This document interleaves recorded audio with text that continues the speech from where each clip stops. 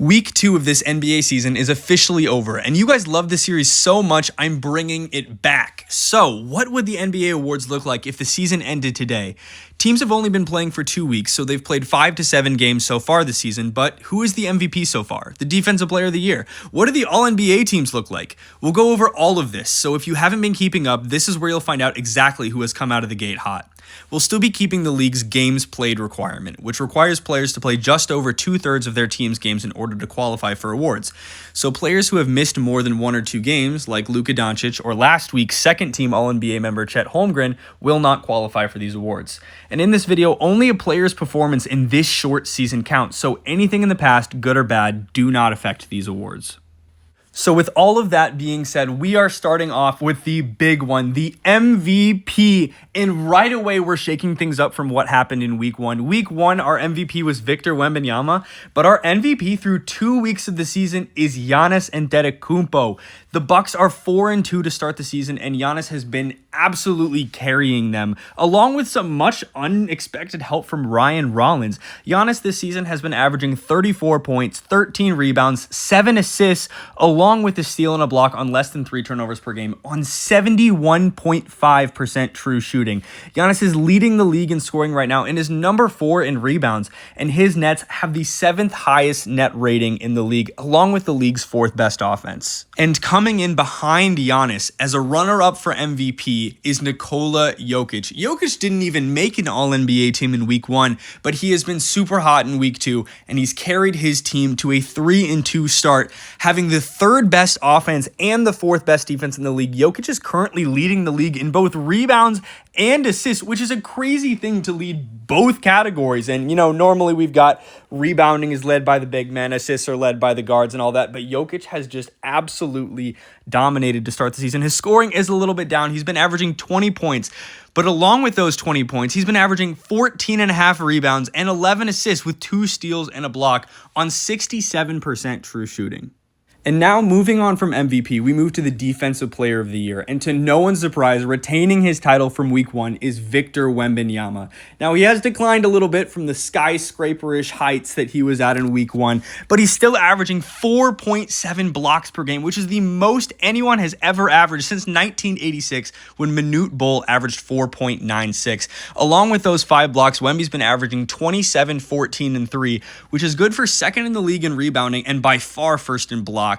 The Spurs are 5-1 on the season, and the biggest knock on Wemby, apart from his health as to why he hasn't won Defensive Player of the Year before this, has been the fact that the Spurs haven't been very good as a team defensively. They've been great with Wemby on the court and abysmal with Wemby off the court. But this season, with their 5-1 start, the Spurs are the number 2 defense in the league with the 4th highest net rating in the league. And so with that, Wemby carries his Defensive Player of the Year award into week 2. And once again, I have runner-ups for every award except this one. It just feels like with every other award, other guys have solid arguments. Like Jokic actually does have a decent argument for MVP this season. As I get through Rookie of the Year and all the other awards, those guys who are runner-ups have solid arguments as well. But I just don't think that anybody has come close to Wemby's defensive performance this season. I mean, 4.7 blocks per game is absolutely insane, and he's got the team record and the team defensive success to back it up this year as well. And so with that, we have no runner-up for Defensive Player of the Year, and we can move right on to Rookie of the Year. Week 2's winner of this award also carries his award from week 1. VJ Edgecombe of the Philadelphia 76ers has been averaging 20 points, 5 rebounds, and 5 assists so far this season. He has absolutely gone at everyone he's up against with no fear whatsoever. He's been averaging 61% true shooting with a steal and a half per game. He has been a huge reason for the 76ers' success, which I'll get more into moving forward. And Rookie of the Year is actually the only award that had no change from week 1. Cedric Coward is still our runner-up from week 2. He's been great for the Grizzlies so far this season, averaging 15 points, 3.5 boards, and 2.5 assists. Still a blisteringly efficient shooter at 72% from the field. And with that, we move to our first new award added in week 2 now that I've done a little bit more research. Our sixth man of the year this year is Quentin Grimes of the Philadelphia 76ers. Quentin Grimes has hit a ton of big shots already this season, as you can see from these highlights. But throughout the season, coming off the bench, he's been averaging 18 points, 5 rebounds, and 5 assists a game on 63% true shooting. The Philadelphia 76ers are tied for the second best record in the league, and Quentin Grimes has been a huge reason for that, along with VJ Edgecombe. And following up Grimes in the sixth man of the year race is the Chicago Bulls' Ayo Dosunmu. I might have pronounced that wrong. I'm so sorry. I probably should have looked it up, but I cannot be bothered enough to do that. The Bulls also are tied for the second best record in the league at the top of the East at 5-1, and Dosunmu has been coming off the bench, averaging 16 points, 3 rebounds, and 3 assists per game on 70% true shooting. Moving to the Most Improved Player award, the runner-up from last week has stolen the crown. Austin Reeves of the Los Angeles Lakers is the most improved player of this 2-week season. Now, Reeves last season was a solid third option behind LeBron and Luka, but there was a lot of talk after he got clamped against the Minnesota Timberwolves in the playoffs whether or not he was a part of their plan moving forward. There was a lot of trade talk surrounding whether or not he could be that third option that LeBron and Luka need to help them contend for a championship. And at the beginning of this season, as LeBron and Luka have dealt with injury issues, Austin Reeves have stepped up to the plate and said, "No, I'm the man. I'm the guy you want on your team. I'm this guy who can do whatever you need on the offensive end." Austin Reeves through this season has been averaging 31 points, 5 rebounds, 9 assists, and 1.4 steals per game as he's led the Lakers to a 5-2 start. Austin Reeves is 6th in the league in scoring per game, 4th in the league in assists per game, and he almost single-handedly has led the Lakers to the 8th best offense in the league, with LeBron missing the entire season so far and Luka missing more than half of his team's games. But right behind Reeves in the most improved player race is the Chicago Bulls' Josh Giddey. Now, if you think back, his tenure with the Oklahoma City Thunder ended kind of roughly, but Giddey has always just been a solid role player type, but he has absolutely dominated to start the season. His Chicago Bulls are 5-1, again, tied for the second best record in the league and tied for the 1 seed in the East, but Josh Giddey, through the start of the season, has been averaging 22 points, 9 rebounds, and 9 assists on solid efficiency for his team. He's 8th in the league in assists so far, and his Chicago Bulls have the 5th best offense in the league, and he has been a huge driving reason behind that. And that leads us straight into our Coach of the Year winner. One nobody would have expected going into this season, but Billy Donovan of the Chicago Bulls walks away with his 2-week Coach of the Year.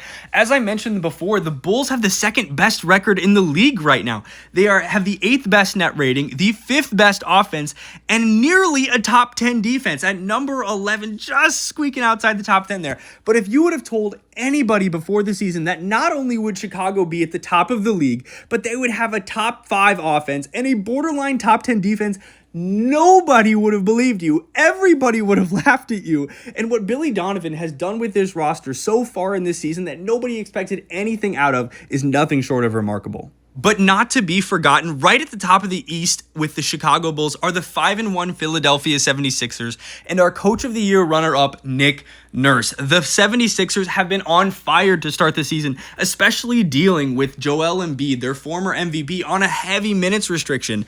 But even despite that, Nurse has gotten the best out of his guys. The 76ers, as I said, are 5-1 and have the second best offense in the league right now, as well as the 6th best net rating.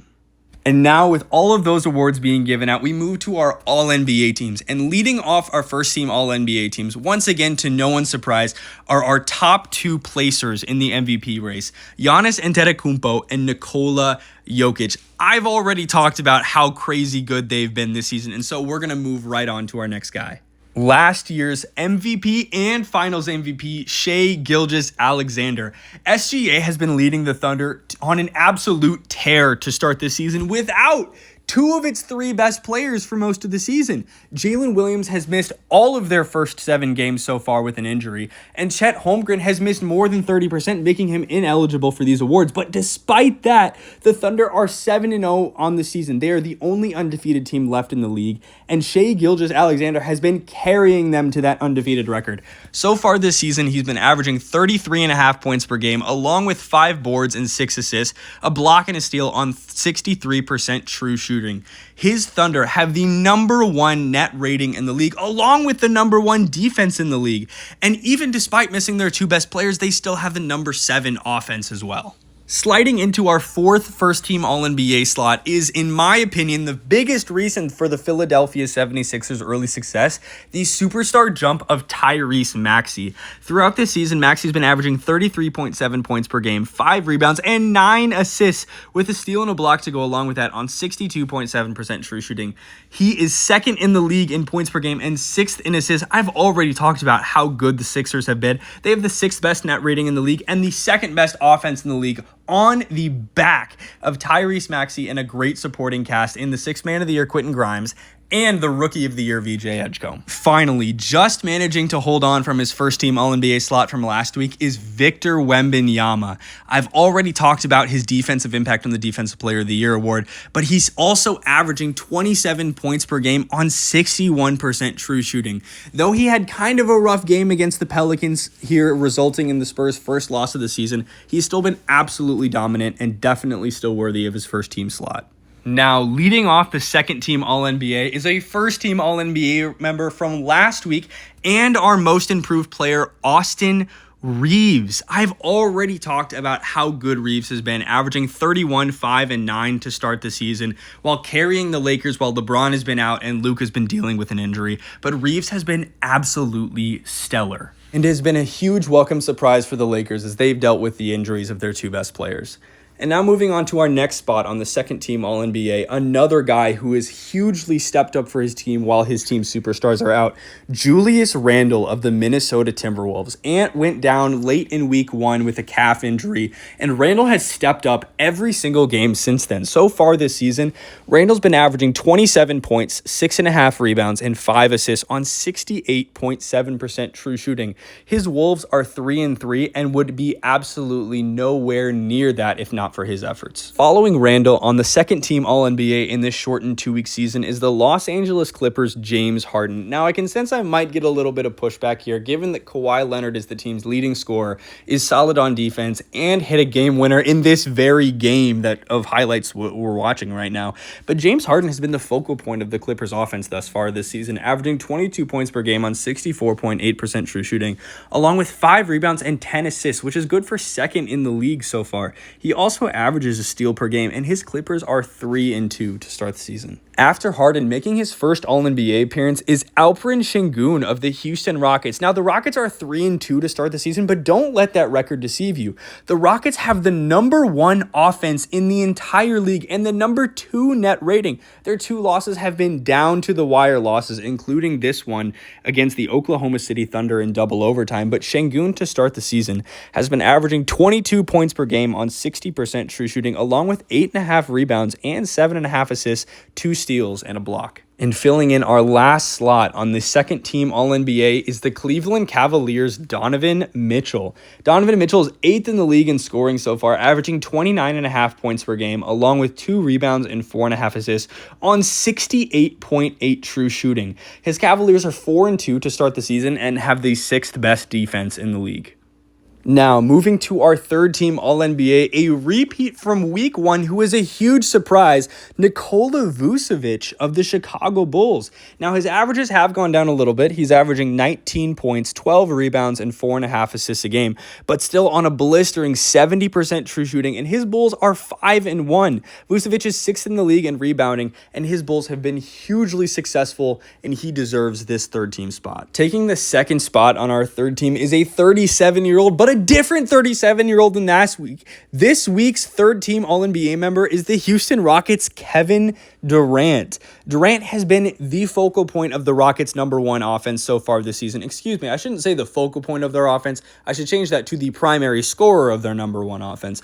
But Durant has been averaging 27 points per game on 68.6% true shooting, along with 5 boards and 2 assists. His Rockets are 3-2, but as I said before, that is a super deceptive record. The Rockets have the second best net rating in the NBA and the #1 offense in the NBA. And with Durant and Sengun running their offense, that is absolutely a duo that's going to need to be feared here in the playoffs. And following Durant, our second team to get 2 All-NBA members, the Chicago Bulls land Josh Giddey on the third-team All-NBA.